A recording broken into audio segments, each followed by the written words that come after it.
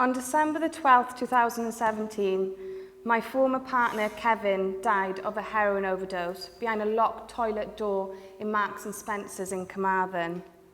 It was the morning after his 32nd birthday. His death was only one of the 4,359 drug poisonings in England and Wales that year. What is not recorded is that behind each statistic are parents, siblings, children and friends whose lives will never be the same again. Before Kevin died, I knew absolutely nothing about drug policy, but it was the grief following his death that propelled me in search of the truth, and that is where you will find evidence-based drug policies. Deaths from drug poisonings are now greater than deaths from suicide, 3 times higher than road traffic accidents, and 25 times higher than deaths from domestic violence. Yet public and government concern is relatively muted. There is a perception that people dying from substances have brought it on themselves, or that they are people on the criminal fringes, already lost to society, worthless people. Public stigmatizing, encouraged by decades of prohibition and criminalization, together with state inaction, is allowing a sort of quiet social cleansing to take place. So who was Kevin? Kevin, like most people who develop a dependency to drugs, experienced adversity in his childhood. He spent most of his first 18 months of his life in the care system after being removed from his biological mother's care. Those 18 months included 4 failed family settings and a non-incidental injury.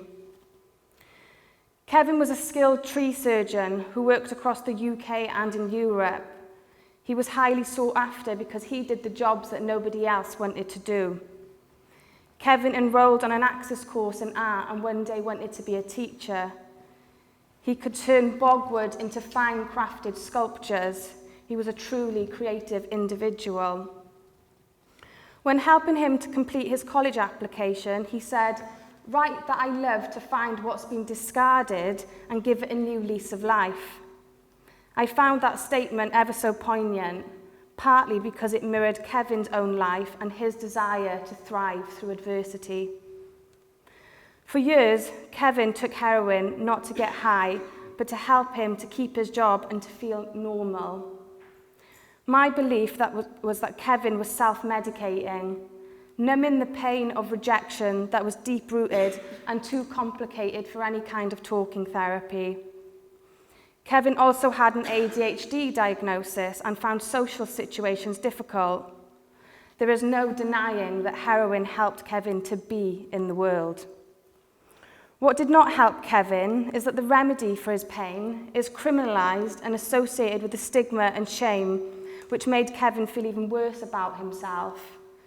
That is the paradox of heroin addiction under prohibition. Despite the lack of love shown to him in his first stage of his life, Kevin tried to show his love to others in any way he could. He would give everyone a nickname. Hero, Angel, and Spartan were just a few that he gave to me. He would draw portraits for friends and mould hearts out of paper mache, go over and above the call of duty. He once saved a friend who was drowning in the sea, and once, what else did he do? And he once helped a person that had crashed on their motorbike. He gave money to the homeless and lent his clothes to his friends, and his sofa was usually occupied, partly because he wanted to help them and partly because he couldn't be alone. What is so painfully clear now is that Kevin was so desperate for secure attachment, but the illegality of heroin meant that these secure attachments would always be jeopardized. As a partner of someone suffering with addiction, life becomes extremely isolated. Despite understanding why Kevin used heroin, it did not shake the fear of people finding out, mainly people who are sitting in this room or people out in my community, people in my work. Journeys out in the car were an anxiety-filled experience, fearing that the police would stop us and I would be associated with a heroin user. I feared I would lose my job. I would live in a constant state of duality, one moment accepting Kevin's drug use, the next scrunching up rolls of tin foil, getting angry and searching for drugs paraphernalia. I used to search Kevin's house so well I might as well have been the police myself. What made this duality even more painful, that was despite the illegality and stigma of heroin, Kevin was not a monster. He was still Kevin. He was a good person. But despite all of the good deeds that Kev did, or ever would have done if he was still alive today, to many in society, he would be labelled as a junkie or a criminal. We cannot punish people into healing. This is why I believe that drug addiction needs to be seen for the health issue that it is, instead of a moral failing to be punished.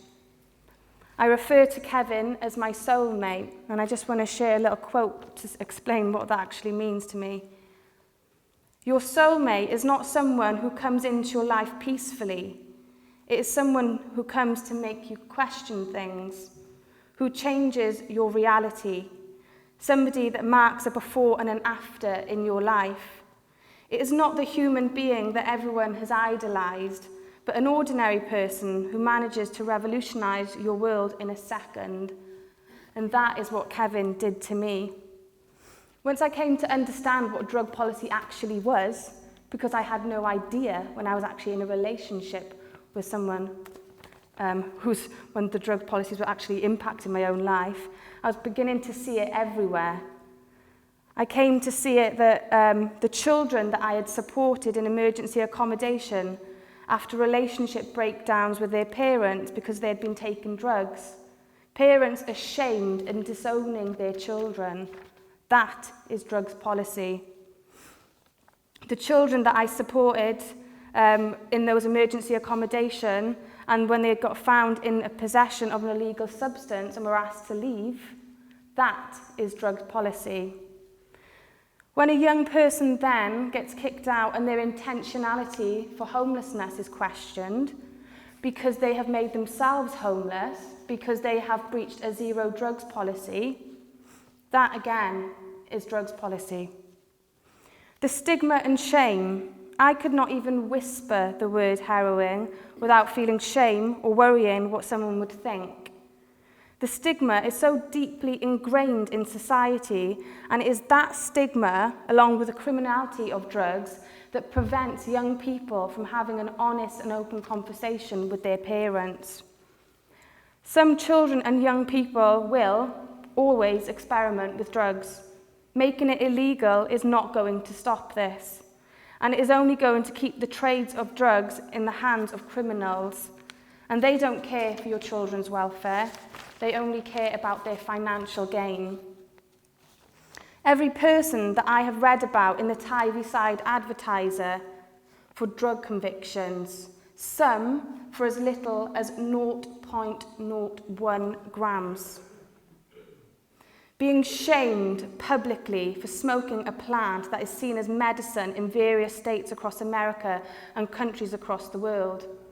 That is drug policy. The discrimination of young people that is happening throughout Dyfed-Powys. There were 488 stop and searches for 18 to 24-year-olds through March and August this year, mostly for controlled drugs. Young people come in to tell me that they feel that they are targeted because they are dressed, because of how they are dressed. And maybe if they were dressed a little more conventionally, then they wouldn't be picked on. That is drug policy.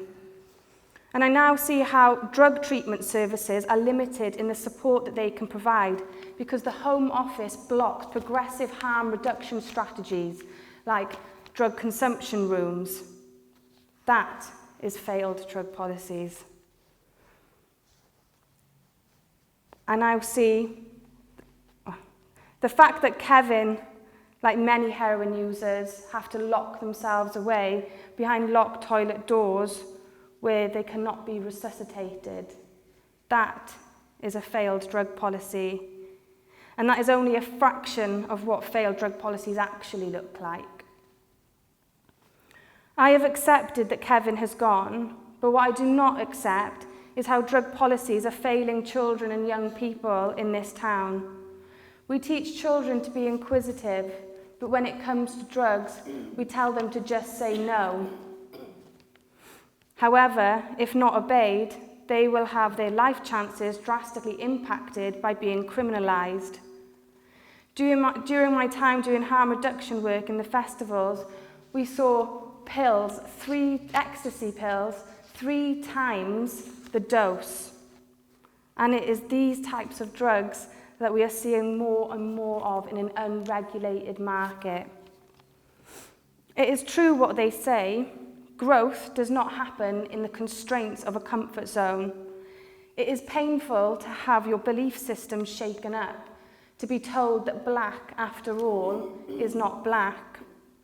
After Kevin died, I had to look myself in the mirror and admit that I was wrong, that all of my attempts to help Kevin or to control his drug use was never going to work in the context of our current drug policy.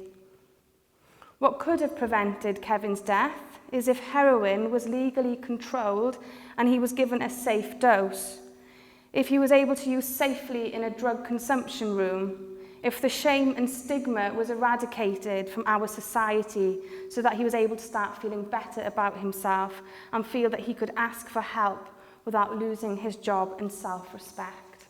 Thank you.